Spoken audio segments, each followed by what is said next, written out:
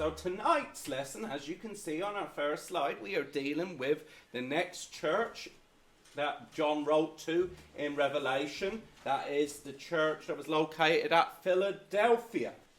So, the sixth church that John wrote to in the Revelation was the church located at Philadelphia. Once again, like some of the other churches, we know very little about the origins of this particular local church. We don't know who set it up. We don't know when it began. We don't know very much about it at all, in honesty. We know, of course, by the end of the first century it existed, but who was its founder? When it was founded? We haven't got a clue. But however, in this letter to them, the Lord in no way rebuked this church. And in fact, he only commended and encouraged them. So even though we don't know who founded it, we don't know when it began, the Lord was very pleased with this particular church. And so, just because you don't have a famous founding or you don't have a famous founder, that doesn't necessarily mean that you're a bad church or the Lord can't be pleased with you. Because with Philadelphia, like with Smyrna, the Lord was very pleased with them. Had nothing bad to say about them. Didn't mean they were perfect, but when the Lord looked at them overall, he could see nothing to say, well, that I can really comment on. And so, we see it here on this map. Of course, we know that the Apostle John was on the island of Patmos. He was exiled for the sake of the gospel. He then wrote the book of Revelation. The first church it went to is Ephesus, then Smyrna, then Pergamum, then Thyatira, then Sardis, then Philadelphia, which were all, of course, in the Roman province of Asia, which is modern-day Western Turkey. And so, unlike some of the cities, we see that this particular city, Philadelphia, there is a modern town sitting on top of it. Now, that's good for the people who are living there, but for those who are interested in the archaeology and history of the place, that's also, as we're going to see, a little bit of a bad thing, because, of course, there's a modern city on the site of ancient Philadelphia. So, this is one of those cities where, quite frankly, we don't know a huge amount about it. And we don't know a huge amount about the archaeology of the city. So as we're going to see, this presentation is going to be a little bit short compared to the other ones. Now, like I said, there is a modern Turkish town on top of it, and the modern town is called Alaşehir here. So there, you can go to the site of the city, but you won't see very much there. Now, there is a necropolis, the city of the dead there. There's theatre, there's Byzantine walls. But the main attraction you would see at modern-day Philadelphia, which we'll see in a moment, is in fact a few columns, massive columns, from the Byzantine church of St. John. And that's about it. Because, as we're going to see, it's been totally built upon. And if it was a good place to build in the past, it's a good place to build on today. Though, as we're going to see, there was a major issue with a city being built on that particular site, which we're going to talk about here in a minute. So, what is the geography of Philadelphia? Well, the city of Philadelphia, which literally means the city of brotherly love. Now, let me say there are several Philadelphias in the ancient world. There's one famous one in Jordan called Jerash or Gerasha. But this one is, of course, famous for being written to in the book of Revelation. So the city of brotherly love, and we'll see why it was called that here in a few moments.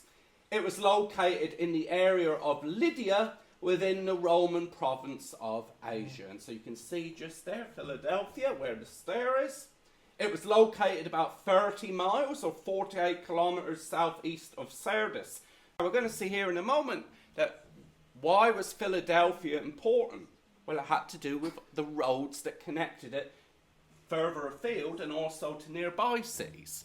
So it may not be the most important city historically, but there was a couple of good reasons why it was so famous and why it was so important.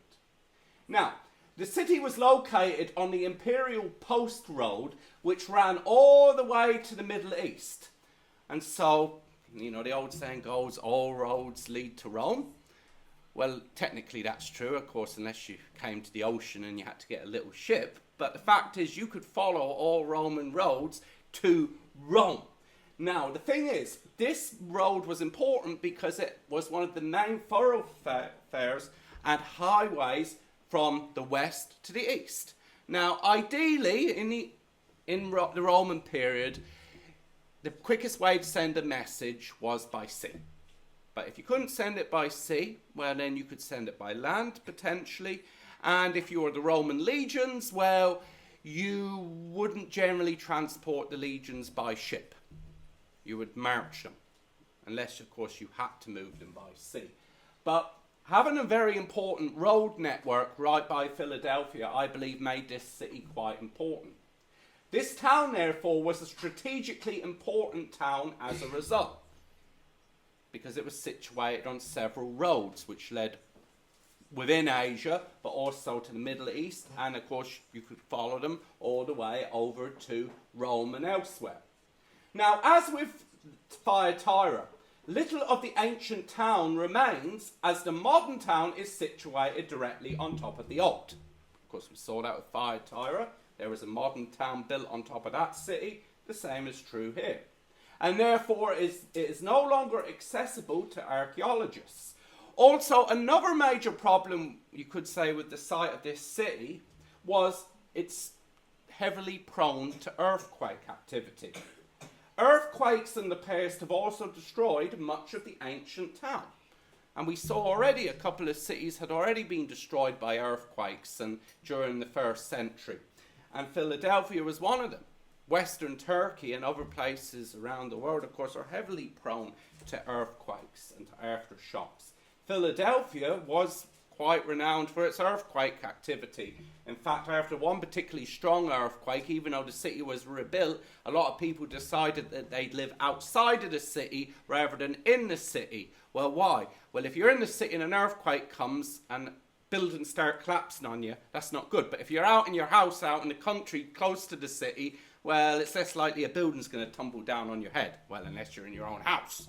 But, well, what can you do there? You run out. But this city was destroyed on a couple of occasions in a very, very bad way. And we've mentioned that with a few other cities we saw here, even mentioned in Revelation.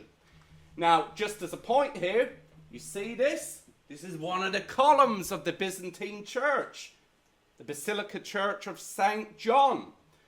And so if you were to go and visit Philadelphia, which I've been there, in fact these are my pictures, you go there, you drive into the modern town, and you see what is just this little patch, hardly any size at all, with 4 columns from this Basilica Church, a few artifacts, a few columns, a few sarcophagi, and then it's just surrounded by modern houses. In fact, you can just see even there in the distance.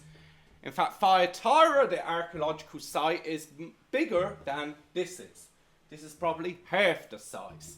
Now, like I said, there is a theatre there. There are remains of Byzantine walls and so on, and a necropolis, or the city of the dead. But the fact of the matter is, there's not much to be found in Philadelphia. So if you had to ask me, well, which site can I avoid, which I would say you shouldn't avoid any of them. You should at least see it once. But the fact is, Philadelphia is at the bottom of the scale. But that's for many different reasons. And in fact, you go there, you can see here are some of the remains of the foundations of one of the columns from the later Byzantine church. You can see the house is right there. You can see the road right next to it. It's not much bigger than you can see. Well, we can see, though, that this particular city during its heyday was pretty important and wealthy, shown by architectural features like these decorations that would have been on top of the columns in particular buildings. Of course, you know, a little sad point, there's a lot of little sarcophagi, which of course a sarcophagus literally means, in Greek, it means the flesh eater. Well, what happens when you put a body in a sarcophagus? It rots away. So in Greek, it literally means the flesh eater. And so these are little. So unfortunately, this shows you that in the ancient world, mortality for babies and for young children was incredibly high. In fact, I remember saying that about 40 to 50% of children didn't live beyond the age of 5. And mothers giving birth frequently died, and it was just the way it was. So of course, You know, and of course infants still die today, unfortunately, but the mortality rate for infants and young children was very, very high. And so you have little sarcophagi that were at the site. But there's not a huge amount there, as you can even see on this picture. Here's a couple of the columns. There's a minaret from a mosque straight across, but that's about it. So you see here, you go a little bit over there, that's it. Not much. But that is the site of Philadelphia. And so, like I said, you wouldn't go there to say, I want to see all these cool ruins, because there's not enough cool ruins to be going to look at. Though the columns are pretty impressive, and it gives you somewhat of an idea how big this Basilica Church at Philadelphia was. And later on, Philadelphia did become a very important church in the region and a centre for Eastern Christianity. So, you know, we get some idea here of what it was like. However, what is the history of Philadelphia? Well, you notice a theme here. We don't know a lot about that either. Little is known about any earlier settlements that were located at Philadelphia. There was possibly one major one, but then there was a break in habitation, and then the Greek city was founded. As far as we know, because there's a modern city on top of it, it's hard to know for sure what settlements were or weren't there before the Greek city was founded. So, you know, unless everyone in the city leaves and moves elsewhere and they level the place and they dig up the ground underneath it, you're probably never going to know. However, the city is the youngest of the 7 cities that the Lord wrote to, relatively speaking. Now, we've seen, of course, earlier, many of these cities were already centuries old before John wrote them. Philadelphia is, relatively speaking, the youngest. The city was founded in the 2nd century BC by the king of Pergamum, Attalus II Philadelphus, as a result of his loyalty to his brother after a Roman attempt to turn them against each other.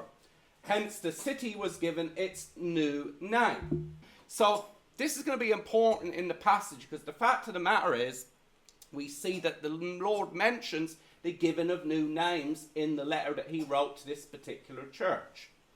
So, this is a relatively new place, only 2nd century.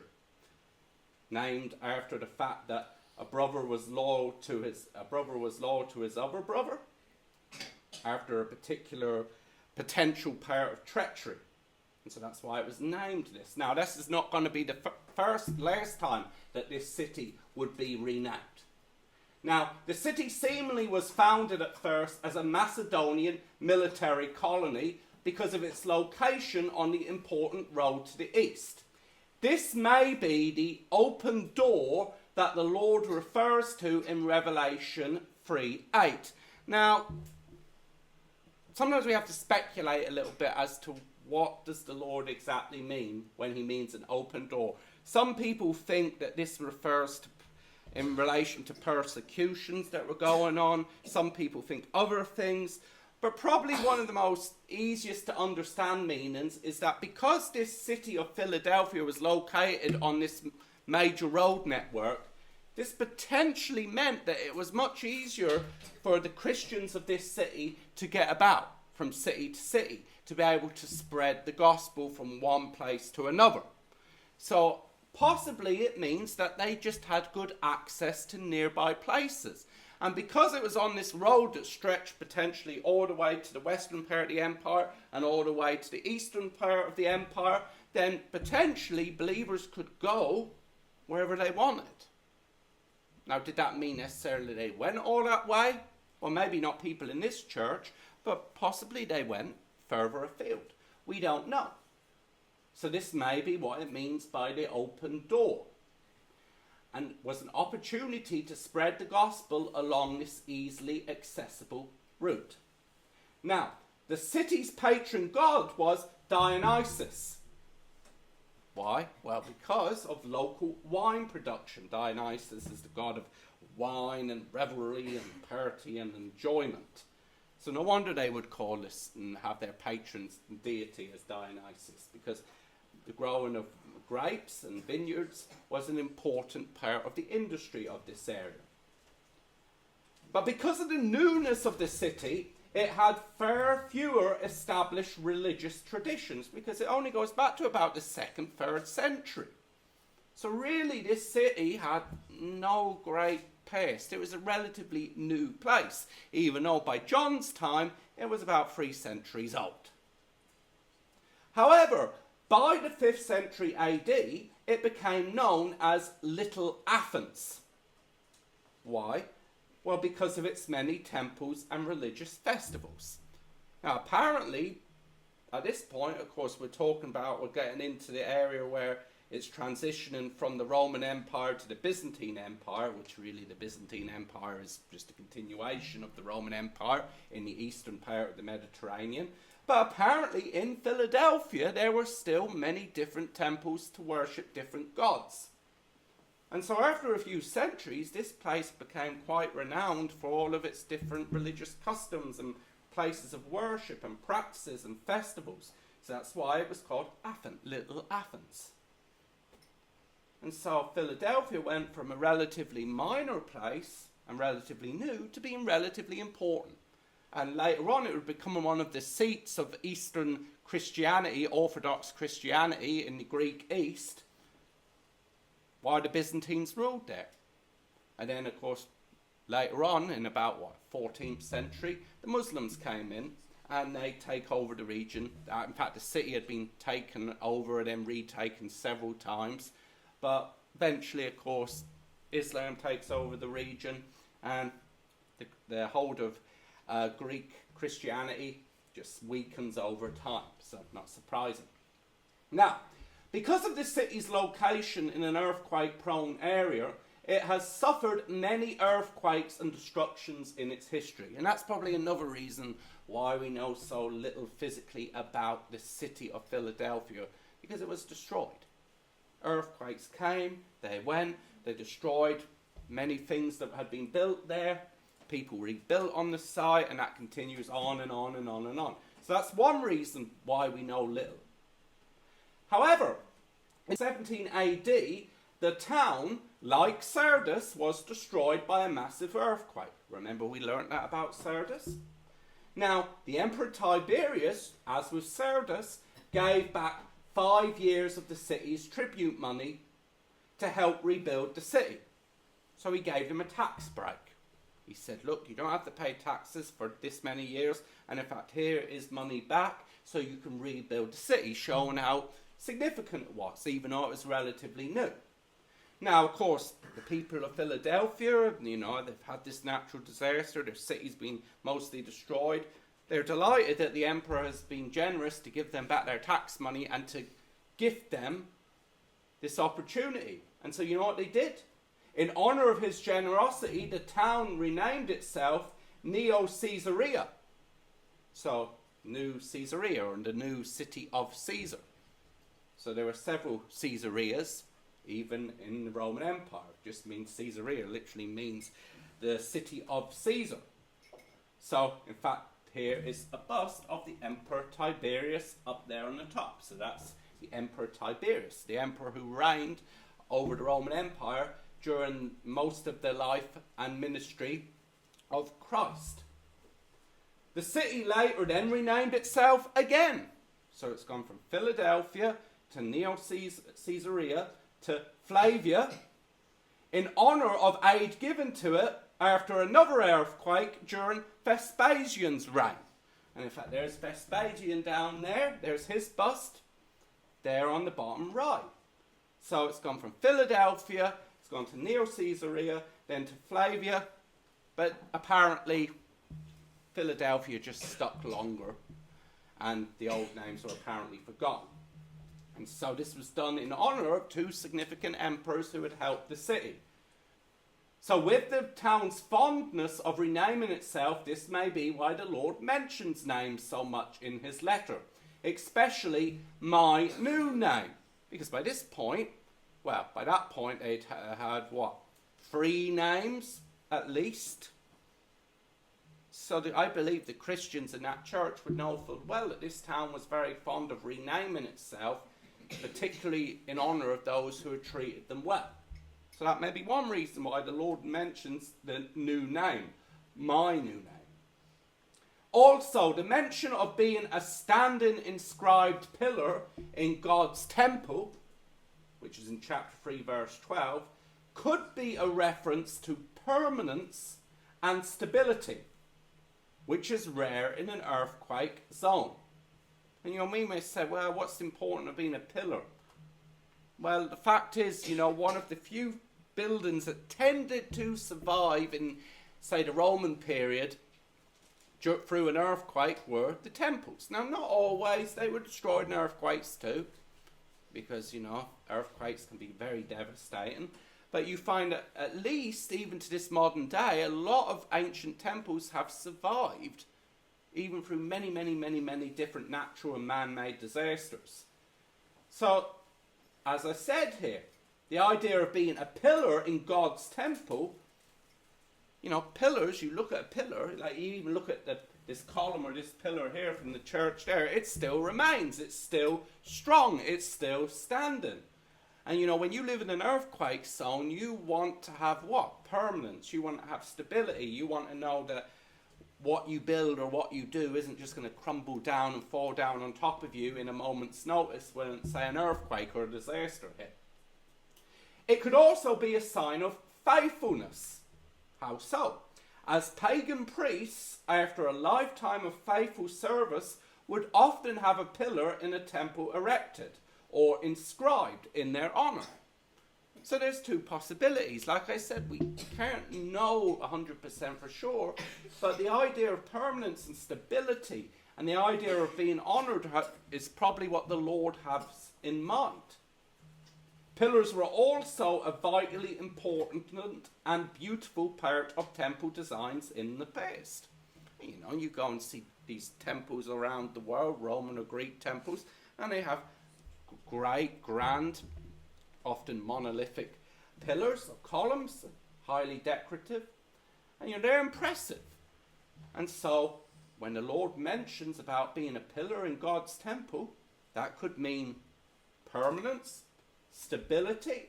It could also be referring to long, faithful service and honouring that service. And also, they're just beautiful and impressive parts of ancient buildings and even modern buildings. You go into a modern building and it has loads of big, gigantic pillars. That does impress, even to this very day. It's a statement.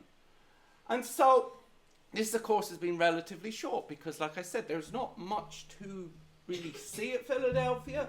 There's not much to examine archaeologically, the history of the city. Now, of course, there is history that goes on after the period I'm dealing with. I'm only dealing with up to the 1st century, roundabout. But the fact is, we don't know a huge amount about this place. So this is relatively short, as you can see. But in spite of the fact that we know little about the town, historically or archaeologically, it is apparent that the Lord knew about their past history. So he knew what this church and what this city had gone through. He knew that this church was faithful and that their circumstances in what was geographically and spiritually a very difficult and dangerous area. So here was a church that were being faithful, that were honouring the Lord, even though they were being persecuted, and even though potentially their whole life and their livelihood and where they lived and the city they dwelt in could potentially crumble down on top of them in the midst of one earthquake. But yet they were faithful. Which at the same time was also an area, though, of great future opportunity to reach others and to grow physically and spiritually if they would just take it. So, we see here, Philadelphia, by the end of the 1st century, it was a relatively new city, but it had become important. It was influential enough. It was honoured by emperors, even though it was in a very unstable region that was prone to earthquakes. But we also see here a church which was relatively new, but was also faithful and was also honoured, even though they were in a difficult place physically and also spiritually.